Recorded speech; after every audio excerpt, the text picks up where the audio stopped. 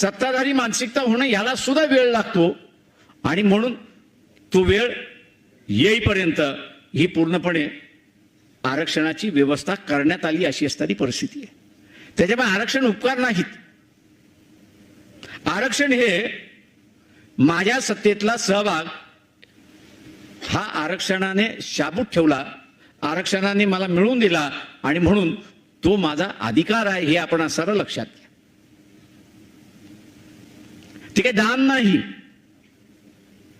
तर इथल्या सत्तेमध्ये या देशाच्या गाडा हाकण्यामध्ये माझा हात असला पाहिजे, जो इथल्या राजेशाहीने कधीच मान्य केला नाही, इथल्या सामाजिक व्यवस्थेने कधी मान्य केला नाही, तो या देशाच्या घटनेने मान्य केला आणि जाण्याचा मार्ग हा मोकळा केला. हा मार्ग मोकळा केलेल्याचं नाव हे आरक्षण आहे हे आपण सरळ लक्षात घ्या.